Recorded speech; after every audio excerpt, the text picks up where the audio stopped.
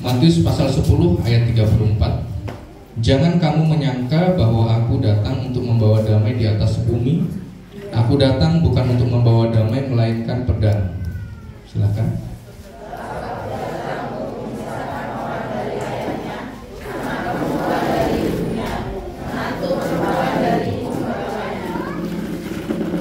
Dan musuh orang ialah orang-orang seisi rumahnya.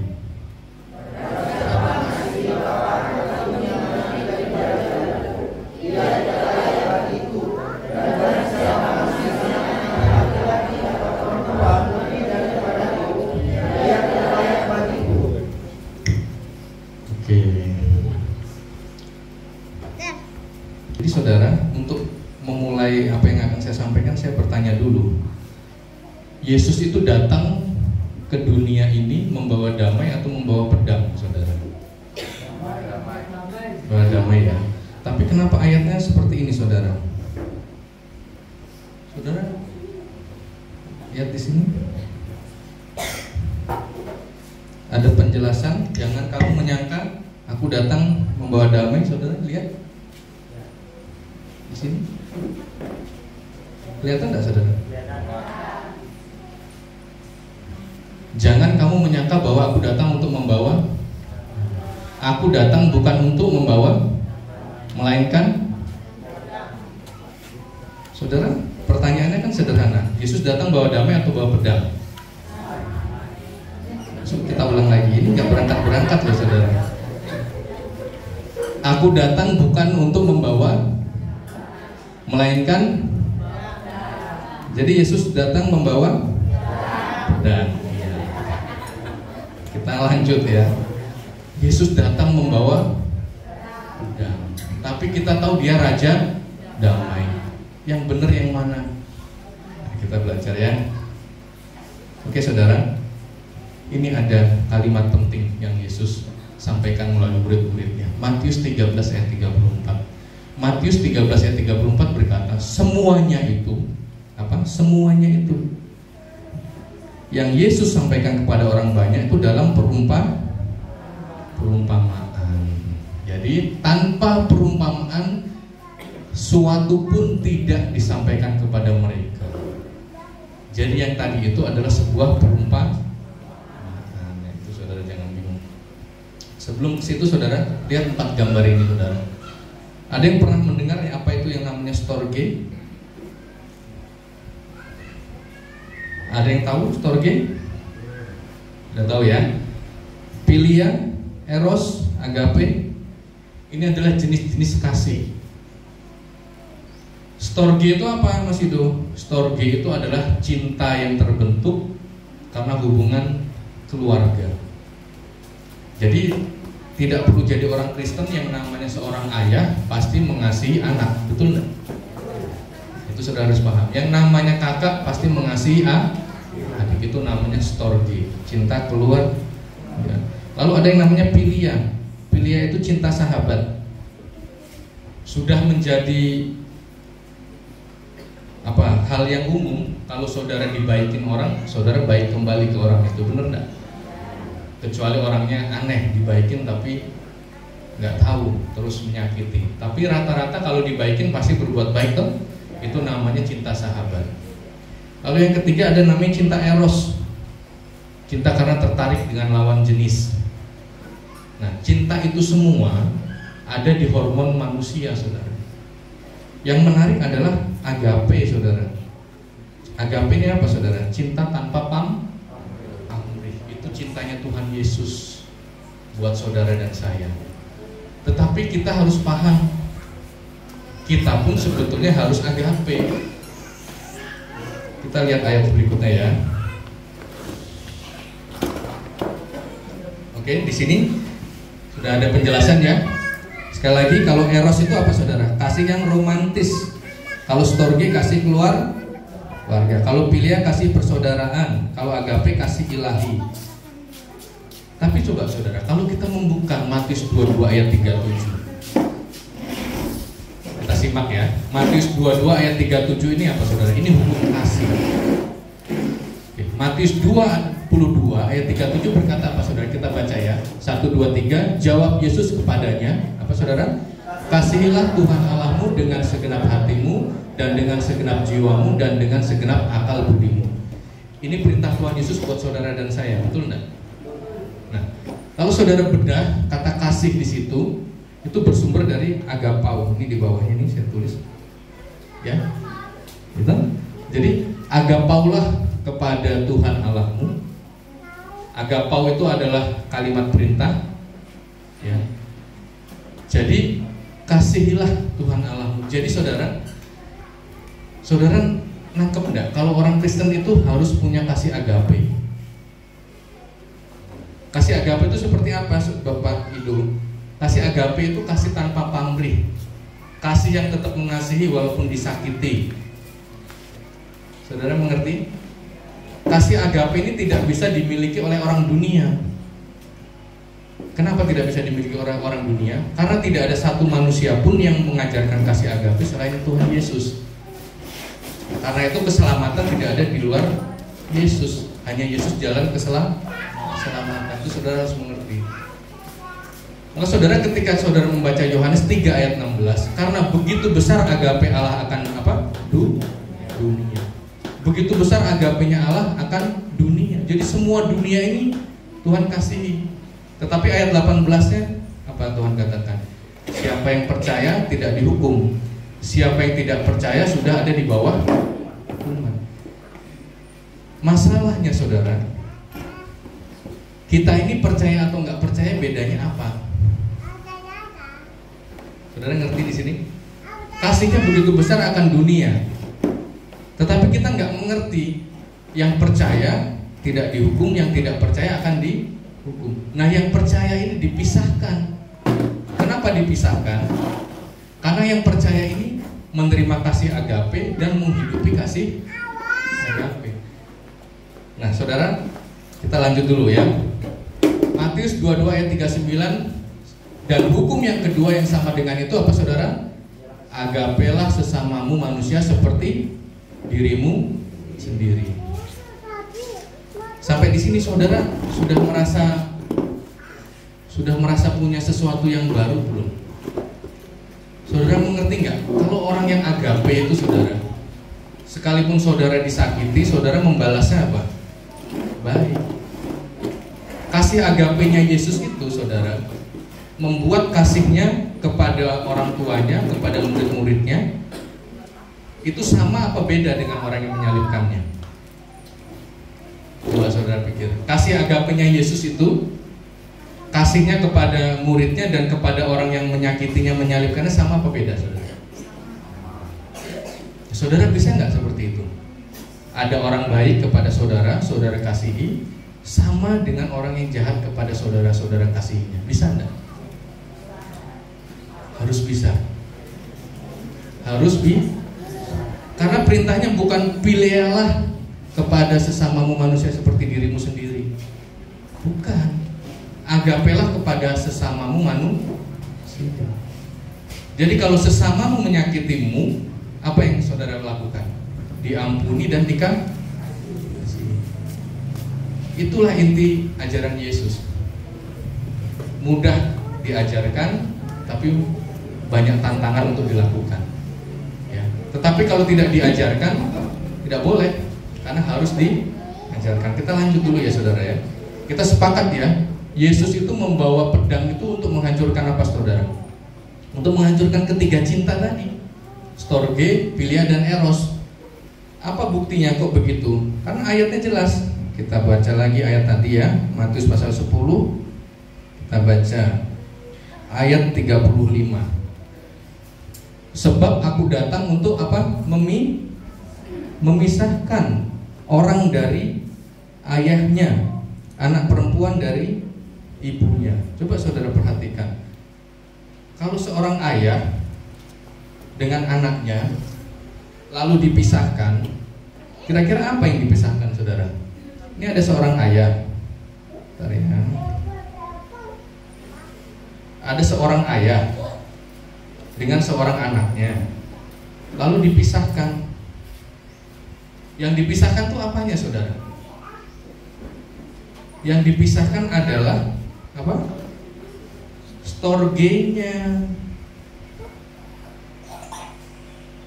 Jadi seorang ayah yang disakiti oleh anaknya, kalau ayah-ayah yang di luar sana, udah kamu nggak jadi anakku lagi, itu cinta storge. Tapi orang yang menerima agapenya Yesus, orang tua yang disakiti anaknya, harus mau mengampuni. Sampai sini saudara menangkap? Karena kalau nggak begitu, apa bedanya kita dengan orang yang di luar? Apa saudara pikir bapak-bapak, ibu-ibu yang di luar itu nggak menyayangi anaknya? Sayang nggak mereka sama anaknya?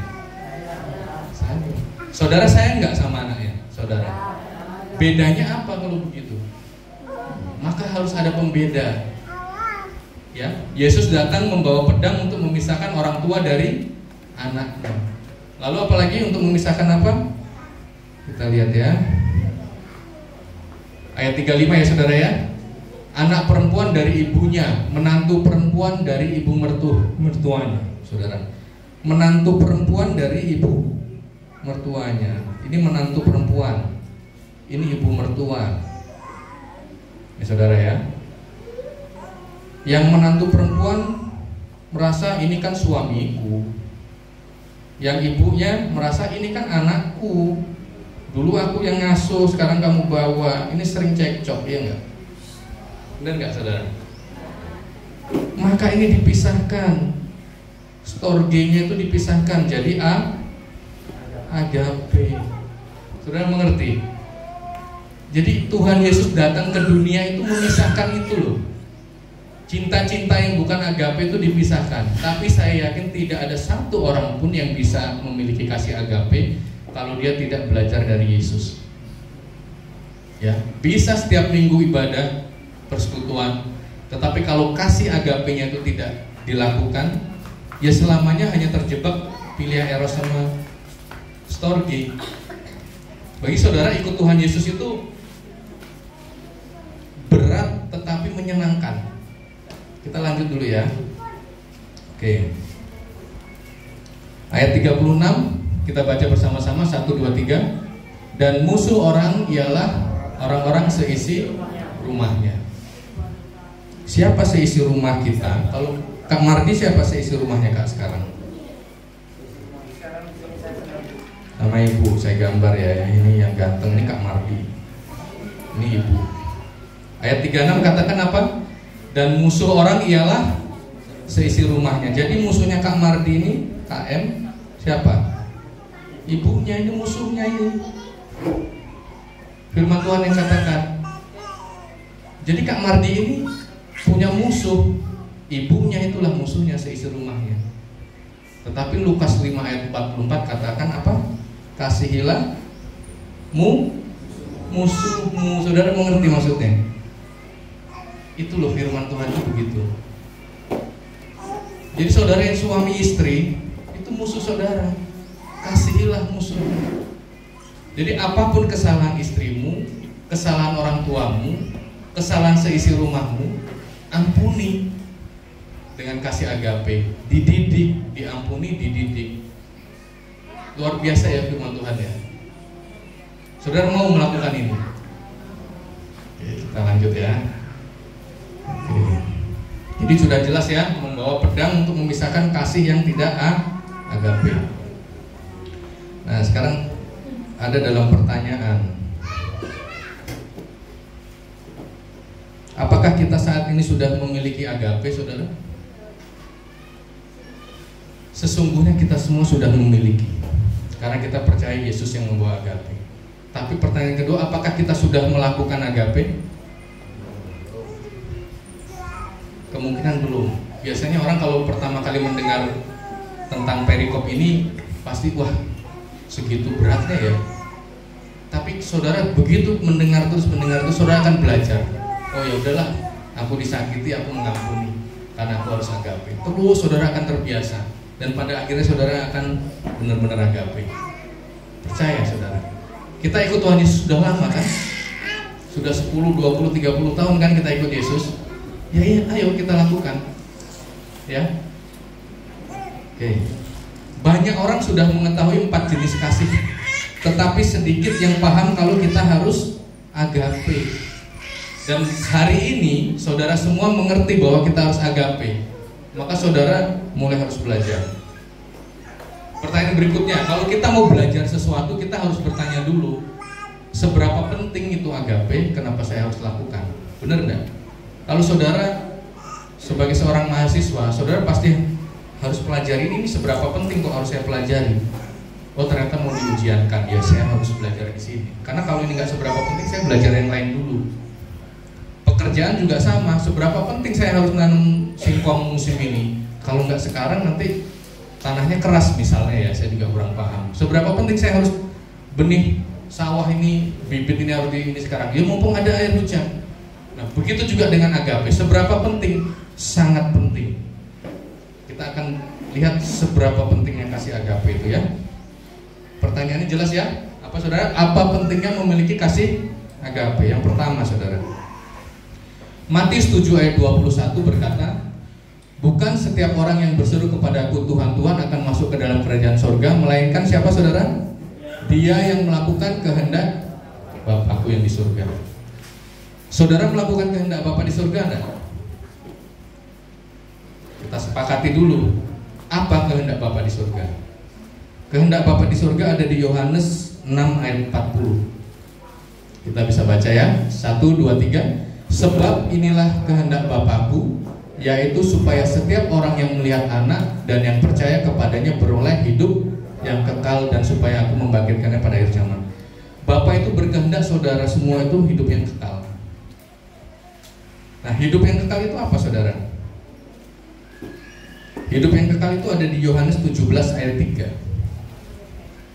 Kita baca bersama-sama lagi ya, 1, 2, 3. Inilah hidup yang kekal itu, yaitu bahwa mereka mengenal Engkau satu-satunya Allah yang benar, dan mengenal Yesus Kristus yang telah Engkau utus. Kita tarik lagi, apa tanda seorang mengenal? 1 Yohanes 2 ayat 3 saudara. Dan inilah tandanya bahwa kita mengenal Allah, yaitu jikalau kita menuruti. Kita tarik lagi, apa perintah Yesus? Yohanes 15 ayat 12, 1, 2, 3. Inilah perintahku, yaitu supaya kamu saling mengasihi seperti aku telah mengasihi kamu. Yohanes 15 ayat 12. Kita buka ya. Yohanes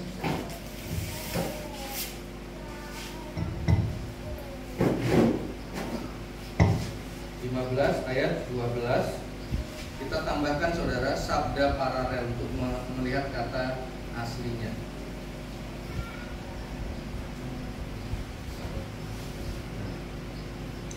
Jadi ketika saudara mau mempelajari lebih dalam, saudara bisa pelajari seperti ini saudara. Saudara ketik Yohanes 15 ayat 12, tambahkan sabda paralel.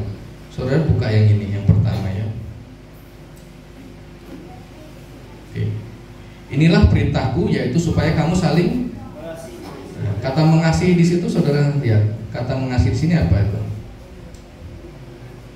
Saling agape. Jadi perintah Yesus supaya kita saling agape. Jadi kalau diurutkan, bukan yang berseru kepada Yesus Tuhan yang masuk kerajaan surga. Siapa saudara? Yang melakukan kehendak Bapa. Kita lihat lagi ya. Lalu kehendak Bapa adalah apa di situ saudara? Supaya kita dapat hidup yang kekal. Kelihatan ya? Lalu hidup yang kekal itu kalau kita mengenal Allah. Kita itu disebut mengenal Allah kalau kita menuruti perintah. Perintahnya adalah saling agape, saling mengasihi. Tapi mengasihinya bukan pilihan, bukan eros, apalagi storge, bukan. Tapi jadi saudara di tempat ini, seisi rumah ini, saudara itu bermusuhan. Kalau rumah diisi di saudara masing-masing, cuman bapak, ibu, sama anak.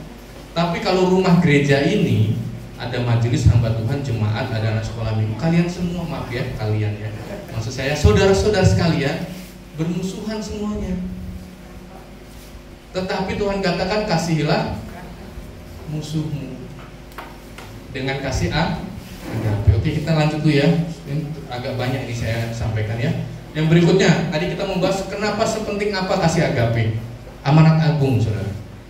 Matius 28, 19-20. Pergilah, jadikanlah semua bangsa muridku, dan baptislah mereka dalam nama Bapa, Anak, dan Roh Kudus. Ayat 20-nya, dan ajarlah mereka melakukan segala sesuatu yang ku perintahkan kepadamu.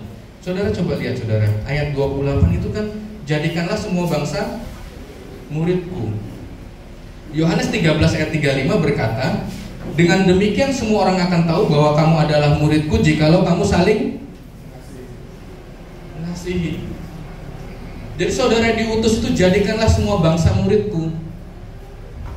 Muridku itu orang-orang yang saling agape.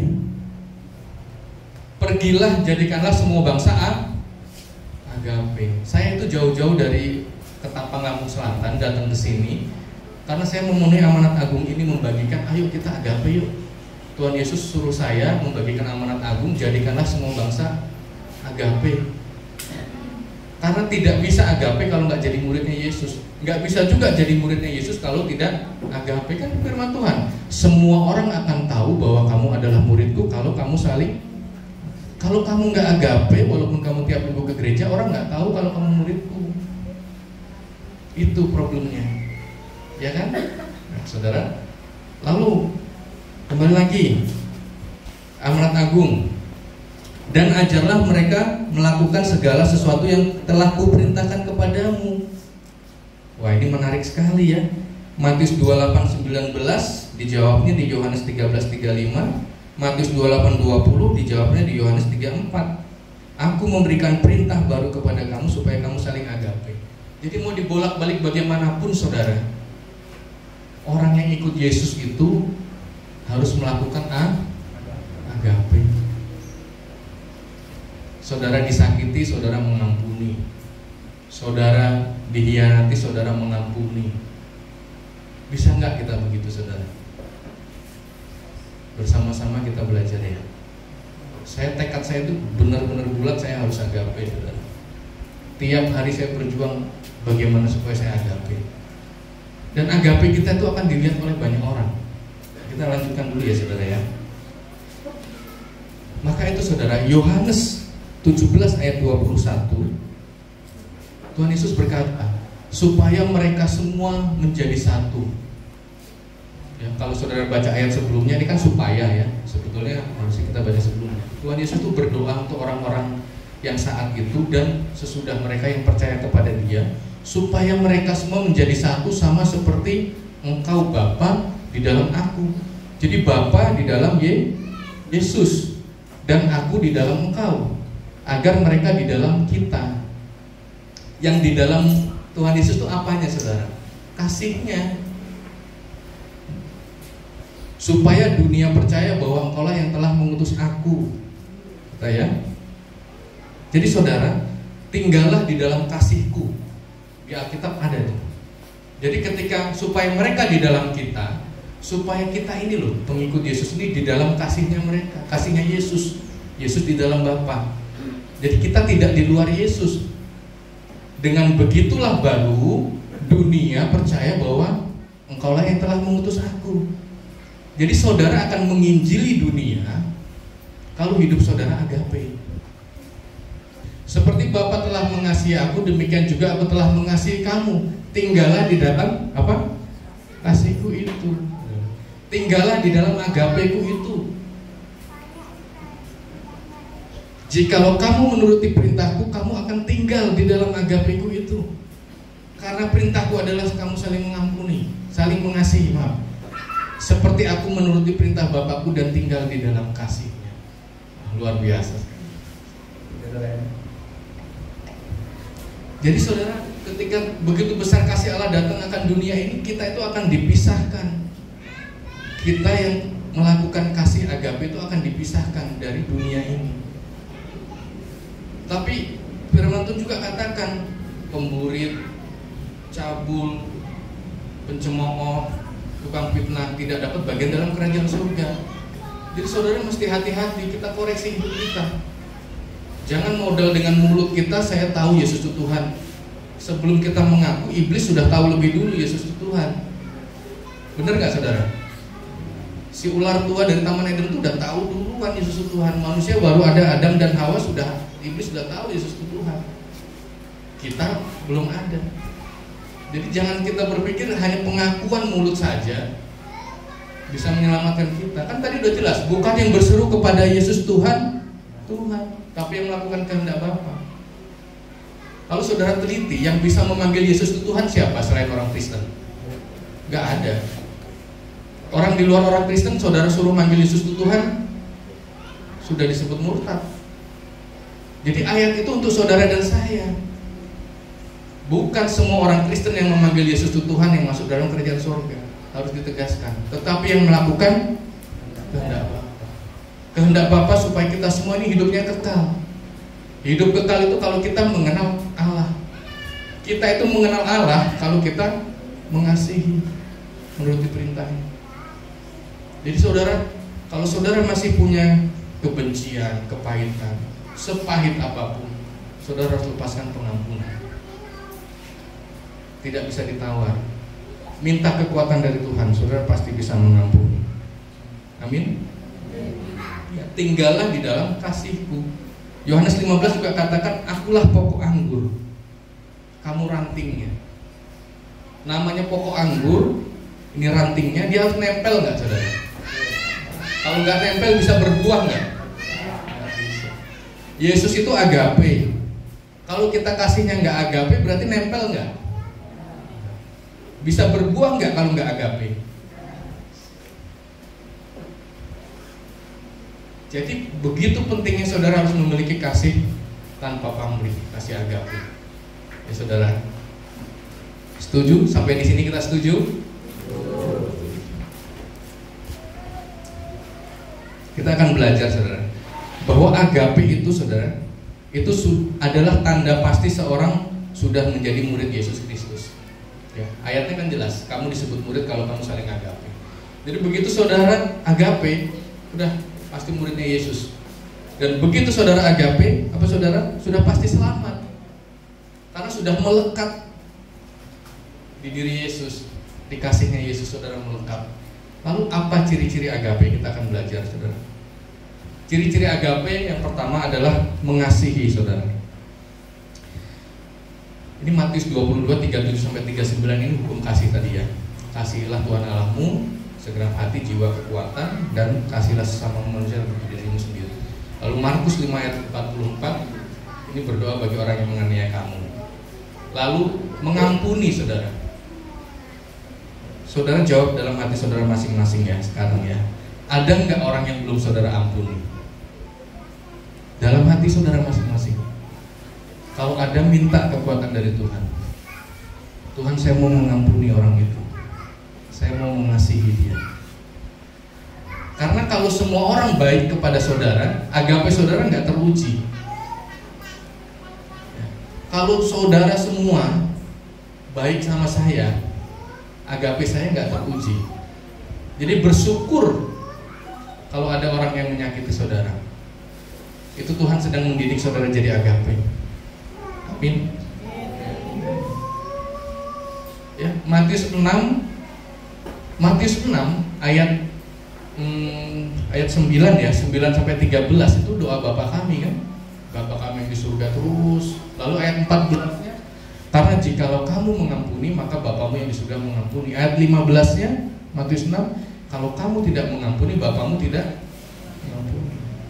Jadi koreksi, saya sudah mengampuni belum? Kalau sudah, puji Tuhan. Lalu yang ketiga saudara, ciri-ciri agape ada di Matius 25 ayat 36 sampai 46 saudara.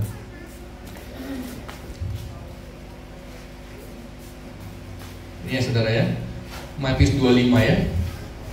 Ini cerita tentang apa saudara? Yuk kita buka Alkitab kita. Matius 25 itu mulai dari ayat 31 ya. Dari 31. Perikop saudara judulnya sama enggak dengan saya? Penghakiman terakhir itu artinya apa saudara? Benar-benar terakhir ya. Penghakiman terakhir. Penting enggak saudara? Penting. penting. Kalau saudara ujian yang terakhir ini nggak lulus, lulus nggak?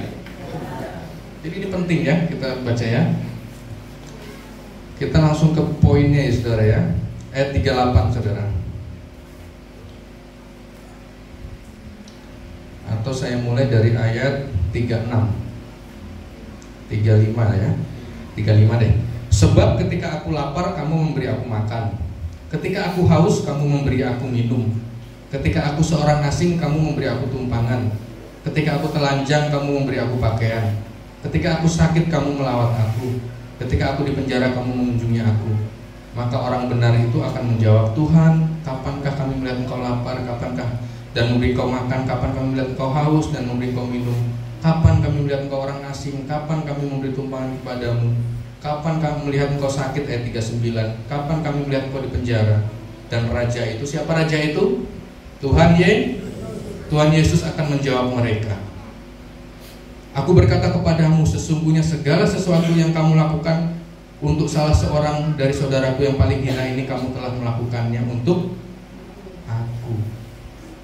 Jadi saudara kalau melihat orang lapar, melihat orang sakit, melihat orang di penjara, saudara jangan diam aja. Ini penghakiman terakhir. Amin. Kita lanjutkan ya, ayat 41. Dan ia berkata juga kepada yang di sebelah kirinya, ayat 41. Enyahlah dari hadapanku, hai kamu orang-orang terkutuk, tersedia api kekal. Sebab ketika aku lapar, kamu tidak memberi aku makan. Ketika aku haus, kamu tidak memberi aku minum. Aku seorang asing, kamu tidak kasih aku tumpangan. Kamu di penjara, kamu tidak melawat aku. Aku di penjara, kamu tidak melawat aku. Dan mereka menjawab, kapan, dan seterusnya. Lalu Tuhan Yesus jawabkan, lalu Tuhan Yesus katakan, tidak, segala sesuatu yang tidak kamu lakukan untuk salah seorang dari yang paling hina ini, kamu tidak melakukannya untuk aku. Ini penghakiman terakhir. Dan kita ini sudah di masa-masa terakhir sebelum Tuhan datang. Jadi gereja ayo sadar, kita jangan ubel aja di dalam gereja. Tengok siapa yang sakit, kunjungi. Amin.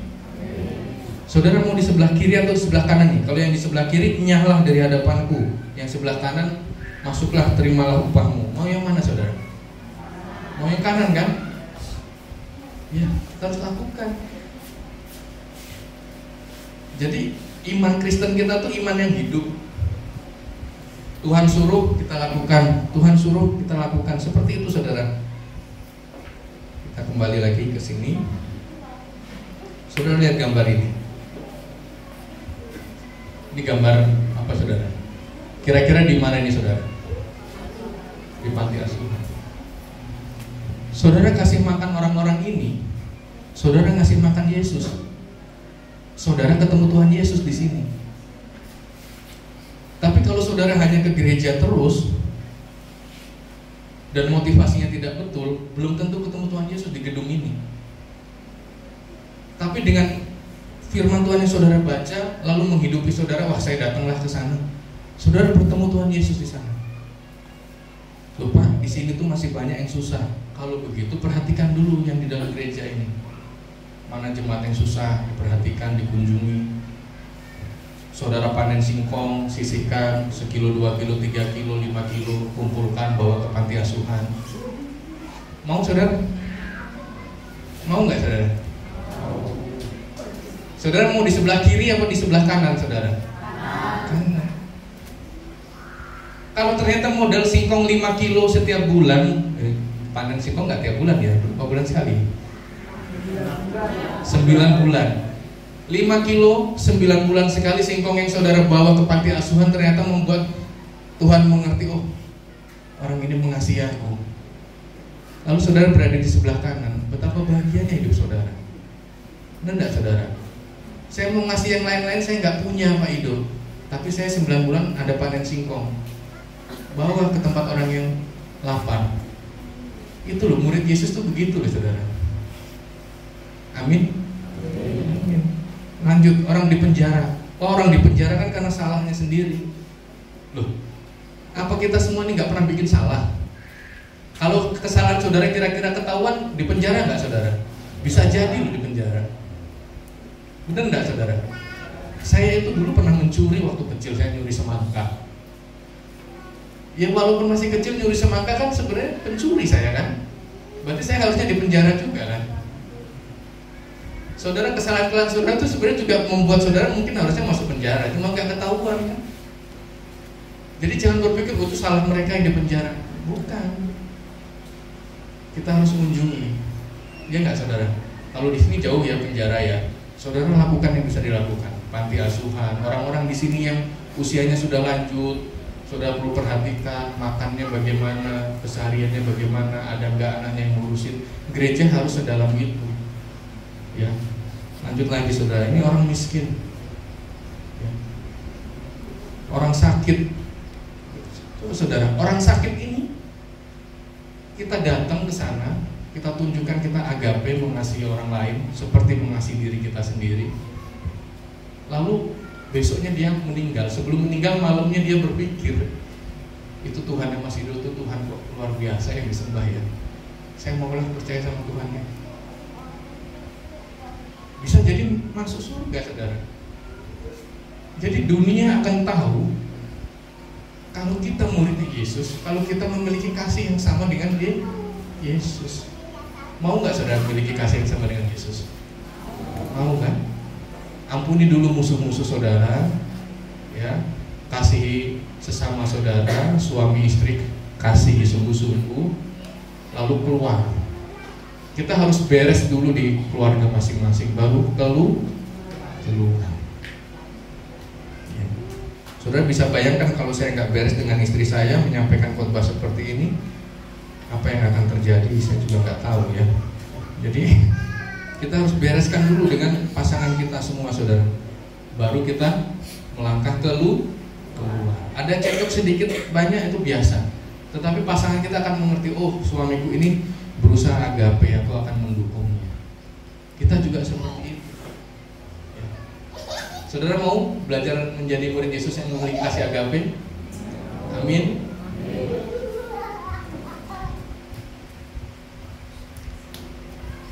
Bentar saudara, masih ada beberapa catatan.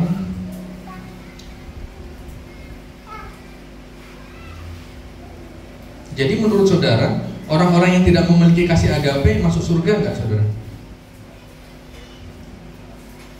Ayo saudara. Orang yang tidak memiliki kasih agape masuk surga enggak saudara? Puji Tuhan saudara berani tegas. Tidak. Karena di luar Tuhan Yesus tidak berbuah. Akulah pokok anggur. Kalau kamu tidak nempel di dalam kasihku, kamu tidak berbuah. Kalau tidak berbuah, ditebang, dibakar. Jadi mulai sekarang, ayo kita ini komunitas satu gereja yang belajar menghidupi kasihnya Yesus. Benar kan?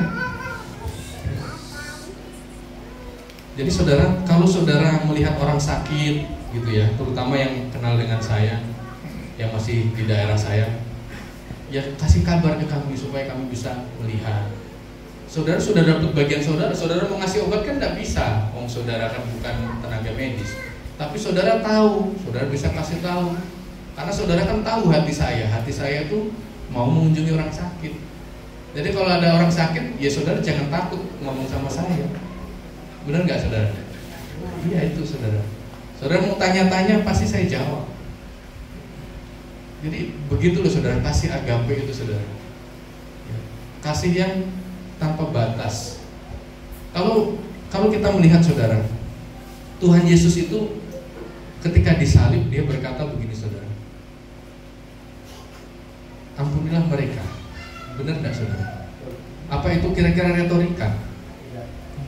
Stefanus ketika dilempari batu, ampunilah mereka. Stefanus itu selamat kenapa saudara? Karena kasihnya sama dengan Yesus. Saudara mengerti ya? Orang yang menerima Tuhan Yesus sungguh-sungguh itu di dalam hatinya itu mengalir kasih Yesus. Maka pujiannya apa saudara? Ku kasih kau dengan kasih apa? Tuh, ku kasih kau dengan kasih Tuhan. Kasih Tuhan itu kasih agape. Ku kasih kau dengan kasih agape, ku lihat di wajahmu kemuliaan Raja, ku kasih kau dengan kasih agape. Tapi kalau saya cerdik seperti ular dan tulus seperti merpati, ada orang sakit saya datang, ada orang sakit saya datang, saya kasihi mereka. Orang semua yang sehat juga melihat. Ada apa orang Kristen ini ya? Bisa nggak itu dimenangkan orang-orang itu? Percaya nggak saudara mereka dimenangkan? Percaya. Walaupun tidak kelihatan. Yaitu tadi Paulus pun dalam penglihatan bertobat loh. Jadi penulis paling banyak di Perjanjian Baru itu Paulus, saudara. Ya kan? Yang tidak diinjili oleh siapapun. Nah, apakah tidak bisa sekarang seperti itu? Pasti bisa. Orang-orang yang tersentuh dengan kasih agape akan melihat. Apalagi kalau kita semua seperti itu. Wah, itu gereja LPF luar biasa ya. Orang-orangnya itu loh mengasihi orang yang sakit. Orang-orangnya itu loh saling mengasihi. Orang-orangnya itu loh memiliki kasih agape. Saudara, itulah ketika Yesus ditinggikan maka akan menarik jiwa-jiwa datang. Benar gak saudara? Saudara semangat gak sih memiliki kasih agape ini? Saya itu setiap bangun pagi sampai tidur malam itu selalu berpikir agape, agape, agape. Kalau saya capek, ya tidur, bangun lagi, agape lagi, agape lagi. Bukan saya lebih baik dari saudara, bukan, tapi saya sudah mengerti ini lebih dulu dari saudara. Dan saya harapkan kita semua, ayo seperti itu. Dukung hamba Tuhan saudara. Hamba Tuhan saudara juga pasti mengasihi saudara. Ada kesalahan diampuni, saling mengampuni. Jadi saudara bergereja itu bukan karena ritual seperti ini. Saudara tahu nggak? Ini kan disebut ritual nih, liturgi nih, ya kan? Liturgi GKMI dengan liturgi GPI sama nggak? Nggak. GKMI LPF sama GKMI Agape itu udah beda, ya kan? Nah, jadi kita datang bukan liturgi ini kan mengatur bagaimana kita ketemu Tuhan, betul nggak? Tapi Tuhan bertemu kita bisa nggak lewat di luar liturgi? Bisa kan? Bahkan kita ngikutin liturgi ini pun kalau hati kita kemana-mana ketemu Tuhan nggak? Enggak. Ini kan membantu kita supaya acaranya tersusun rapi. Bener. Jadi saudara datang ibadah itu, datang pertemuan begini dalam rangka aku ini agape, mau ketemu orang-orang yang belajar agape dari masing-masing. Jadi kita punya kekuatan. Saya ini di rumah 7 hari, 6 hari ya, Senin sampai Sabtu sudah belajar agape. Ketemu lagi dengan teman-teman saudara lain yang belajar agape, ketemu satu gedung, alangkah bahagianya. Jadi lagu tadi, lagu apa saudara yang berbahagia? Lagu yang kedua tadi apa, Kak? Selain itu satu lagi yang ada saudara yang kelihatan wajahnya bahagia tadi, apa saudara? Hari ini kurasa bahagia. Kenapa hari ini kurasa bahagia? Karena bertemu saudara-saudara yang seagape. Wah, saya masih jauh dari agape. Oke, belajar. Tidak ada kata terlambat. Lagu pertama apa tadi saudara? Bersama malaikat di surga. Nyanyinya apa saudara? Bersama malaikat di surga, nyanyikan kidung pujian. Saudara coba lihat ya. Bersama malaikat di surga nyanyikan kidung pujian. Berarti saudara ada di mana itu? Ada di surga? Ada di surga. Seandainya saya minggu ini duduk sebagai jemaat, saya menyanyi, ku renungkan firman-Mu siang dan malam. Malaikat nyatet, salah, karena gak merenungkan siang dan malam. Lagu kedua, selidiki aku, lihat hatiku, apakah aku sungguh mengasihi-Mu Yesus. Coret lagi sama malaikat, nggak usah nyuruh Yesus menyelidiki, kamu selidiki sendiri hatimu. Kamu tahu nggak kamu mengasihi Yesus? Enggak. Lagu ketiga lagi, inilah yang ku renungkan setiap waktu. Kamu sibuk sama pekerjaan kamu, nggak ada habisnya, coret lagi. Wah, dari 6 lagu dicoret semua sama malaikat. Terus kita yakin bersama malaikat di surga. Orang udah dicoret sama malaikatnya. Kamu nyanyinya itu tapi perbuatanmu nggak begitu. Makanya kita lihat saudara Wahyu 19 ayatnya, saudara sebentar ya. Wahyu 19 ayat 6 saudara. Perikopnya apa? Perjamuan kawin anak domba. Berarti ini di surga ya. Ini kan aku mendengar suara himpunan besar orang banyak, ya, orang yang bernyanyi haleluya karena Tuhan Allah kita dan seterusnya. Terus dan kepadanya dikaruniakan supaya memakai kain lenan halus berkilauan dan putih bersih. Lenan halus itu adalah perbuatan-perbuatan benar dari orang-orang kudus. Jadi saudara, hidup kita ini perbuatan-perbuatan kita benar nggak? Kurenungkan firman-Mu, memang iya. Tapi mata saya sudah nggak bisa lihat lagi Mas Indo. Jadi saya merenungkannya lewat lagu. Tuhan menetapkan langkah-langkah orang yang hidupnya berkenan kepadanya. Maka setiap hari saya berusaha berkenan supaya langkah saya ditetapkan Tuhan. Itu sudah merenungkan firman. Kalau memang tidak bisa membaca, jadi merenungkan, ingat Tuhan, dicentang sama malaikat. Betul, lagunya betul. Mau fales juga nggak apa-apa, tapi betul. Maka ini Wahyu 19. Maka itu saya bukan anti orang angkat tangan menyembah Tuhan, bukan. Tapi ayo kita koreksi. Angkat tangannya kita itu sesuai nggak dengan perbuatan kita Senin sampai Sabtu? Itu loh maksudnya. Karena kalau enggak, kita nggak dapat lenan halus adalah perbuatan benar kan? Dan kepadanya dikaruniakan supaya memakai kain lenan halusnya. Ini siapa saudara? Ya himpunan orang banyak ini, himpunan besar orang banyak seperti desau air bah. Saudara mau bernyanyi bersama malaikat di surga? Benar-benar mau nanti di surga nyanyi bersama malaikat? Kalau gitu setiap lagu yang saudara nyanyikan, koreksi dalam hati saudara. Oh ini belum saya lakukan, nanti saya lakukan. Oh ini juga belum, nanti saya lakukan. Jadi jangan sampai setiap lagu itu malah jadi kebohongan kita. Terus gimana Mas kalau setiap lagu saya belum apa, saya nggak boleh nyanyi, apa saya dipojokkan gini aja? Saudara tetap boleh nyanyi. Tapi saudara berdoa, Tuhan ampuni saya belum melakukan ini. Beri kekuatan, saya akan melakukan ini. Beres kan? Saudara damai, tetap bisa nyanyi, tetap bisa melayani, dan saudara berusaha, saudara masuk kerajaan surga. Ya kan?